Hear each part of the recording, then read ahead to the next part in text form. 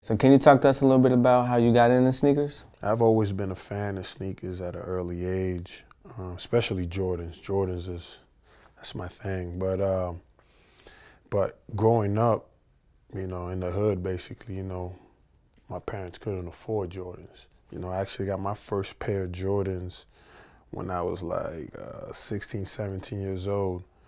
And I didn't have many Jordans, and ever since, I've been blessed to play in the league, Jordans, I make sure I try to have every pair of Jordans in every color, because growing up, I couldn't afford it. So what was your favorite, sneaker brand outside of Jordans growing up? I've always been like a Nike guy, man. I've always been a Nike guy and Jordans. And again, I've been blessed to been signed with Nike since I came into the league. So what's your favorite shoe of all time? The Carmines, the Retro 6s, but they've been my favorite since, I believe they came out like in '91. I always wanted them, man. I obviously couldn't afford to get them or whatnot, but those are my favorites by far, the Carmines. What's your go-to shoe on the court? Go-to shoe on the court, I play with them the Hyper Dunks.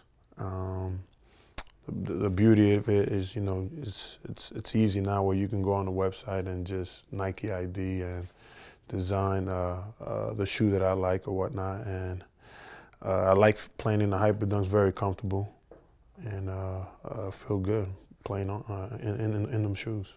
How do they compare to, other sneakers like your Jordans and your phones? I think just on the court, me being a Jordan lover, I try not to wear those sneakers on the court. I try to those are like my going out, chilling, type of sneaks. But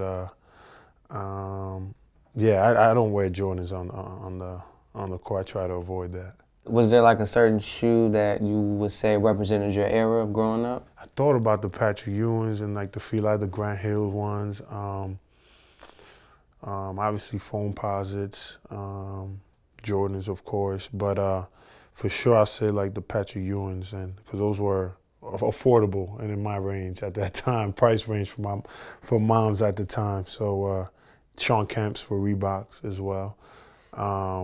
Yeah, so those were the ones. The affordable kicks were the ones I was rocking during that time. So they've been coming out with a lot of Patrick Ewing, retros and stuff lately. Yeah. What do you think about those? Yeah, I like them actually. I've always been a fan, of those type of shoes. But obviously I'm restricted now, being a Nike guy. So Nike's all I wear, Nike and Jordans. So how has the sneaker game changed over the years, in your opinion, from when you first started collecting? Man, it's crazy. I started collecting late. I got put onto it late, even though I was a big, sneakerhead, at an early age. But as far as collecting them and trying to get every pair as possible, every different color, I just feel like the game has definitely changed now. I don't remember, people going so crazy over sneakers. I just don't remember that back in the days. And I feel like they were so easy access back then. People weren't waiting online. That was like unheard of, I think, back in the day. But now you got people camping out, going crazy. And then they quadrupling the prices on shoes, and people actually buying them. People just going crazy over these sneakers, man. But it has changed tremendously, and it's unbelievable to see and witness.